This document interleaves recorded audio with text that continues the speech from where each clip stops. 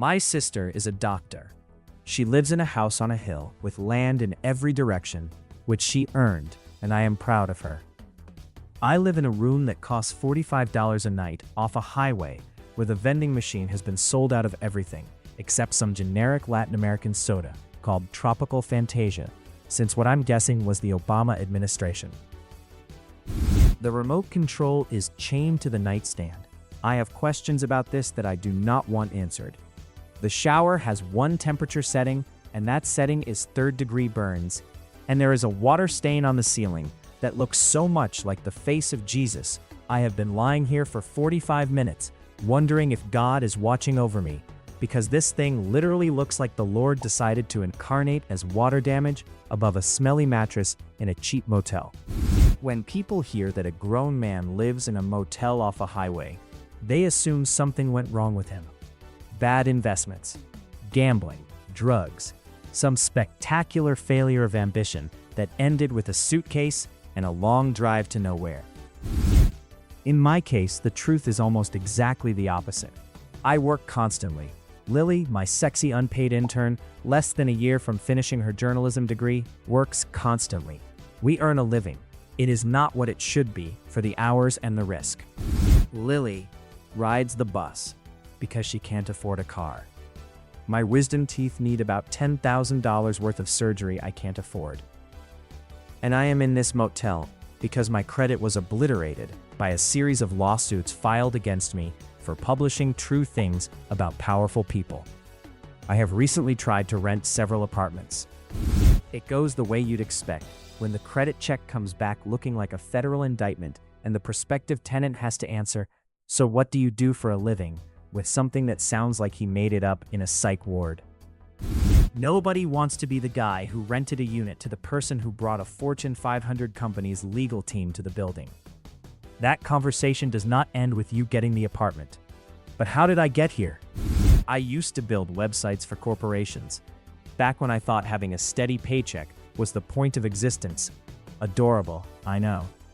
I even went to a few corporate holiday parties. Free shrimp. Wine that cost more per bottle than this motel room costs per week. I sat across from people who owned things you didn't know could be privately owned. Then I saw some things I was not supposed to see, and instead of keeping my mouth shut, which is what everyone does, which is the entire basis of the system, I wrote it all down and published it on the internet and ruined my life. That was about 15 years ago. Let me tell you what that decision costs. Big money does not send a search party for freelance journalists. When your life choices are as limited as your beverage options. Freelancers especially, because we do not have a network, or a corporation, or a legal department behind us. We have a laptop and a source, and whatever survival instincts the Lord saw fit to provide. We disappear and nobody notices because we didn't have 2 million subscribers and a government amplification machine making sure anyone cared. Remember that number, 2 million subscribers. Shelley Kittleson is a freelance investigative journalist who spent over a decade reporting from the Middle East. She was just on the news, grabbed off a sidewalk in Baghdad, broad daylight, shoved into a car. That was not a movie. That was her life. Shelley and I do a similar job. That is her story. Here is mine. A lot of you go to work every day. You clock in, you clock out. You have health insurance and a 401k. If something goes wrong, there is a number you can call. I do not have any of those things. When someone puts a brick through your window at 4 in the morning with a note that just says "die" on it, which has happened, you can call the cops, but they don't lift a finger because they're probably on the same payroll as the guy who sent the brick. There is nothing you can do when strangers walk up to you on the street and tell you that you have a big mouth and somebody ought to shut it. I have been beaten. My home has been broken into 3 separate times. They stole my work. They stole photos. They left subtle calling cards just to make sure I knew they could walk in anytime they wanted. I have been jailed on charges I maintain were fabricated. I have been shot at twice. I have been stabbed multiple times by people I trusted. Divine intervention or just really bad plumbing? You decide. That happened more than once before I figured out the pattern, which does not speak well of me. But in my defense, they were very attractive, and I was very lonely. Speaking of terrible decisions, there was the hostel. I was in San Francisco, staying at a place I am certain was operated by the Russian mob, a detail they do not include in the listing. At a certain point during the night, I became aware that the people in that building had no intention of letting me check out in the morning. I jumped out of a second-story window. I almost broke my arm on the way down. I didn't, which I consider a top 5 lifetime accomplishment. And if that tells you something about how the last 15 years have gone, great, because it should. I landed and I ran, and I found a patch of overgrown bushes, and I lay in those bushes all night, waiting for the sun to come up and fearing for my life. When morning finally hit, I ran for the Amtrak station. I sat on a bench, waiting for my train the hell out of that nightmare city. And a man with a thick Russian accent sat down next to me and asked me how I slept the night before. I did not sleep the night before. I was in a bush. I'm sure he knew that already. He was sent there to make sure I understood they could end my life anytime they wanted. The only reason I am still here is either dumb luck or direct intervention from God. And given some of the things that have happened to me over the last 6 years, I am leaning heavily toward the second option. I will probably die doing this sort of work.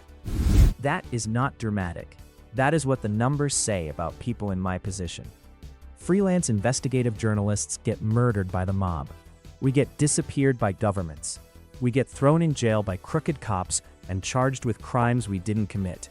We get shot in parking lots, and nobody solves it.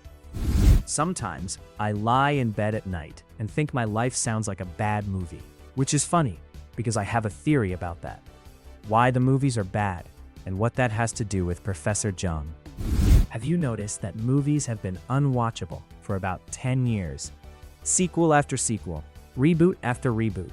Franchises that feel like they were assembled in a spreadsheet and accidentally released to theaters.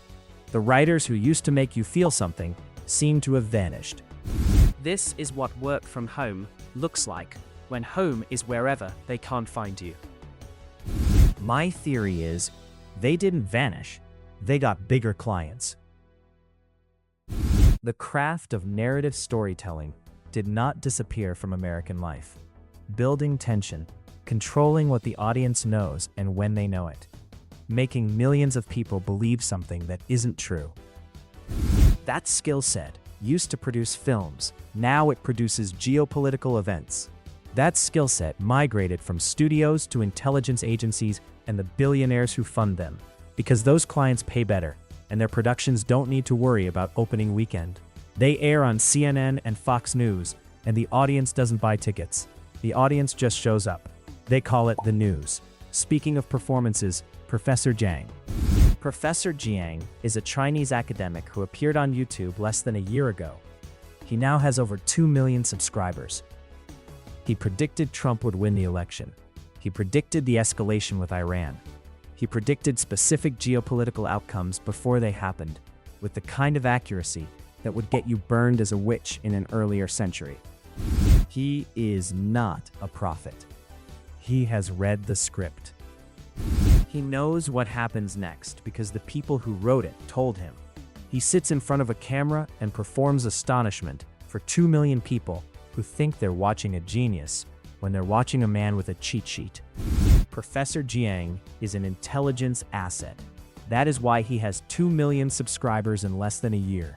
Intelligence agencies do not grow audiences, they manufacture them. They can put 2 million subscribers on a channel the way a studio can buy a billboard in Times Square. It is a production.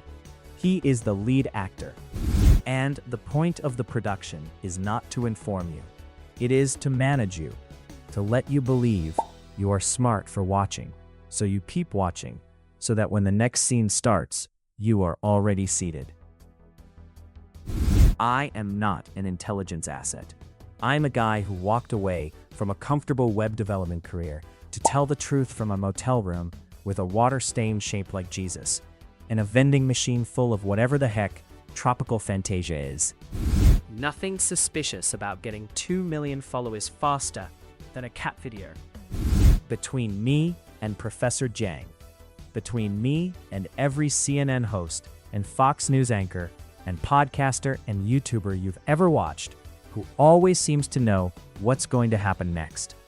They are paid assets reading from scripts, and they are rewarded for it.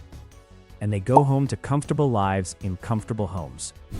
I have been howling for over a decade, and all it got me was PTSD, a few stab wounds, and whatever counts as moderate success when you're living off reader tips and spite. Help keep the wise wolf howling.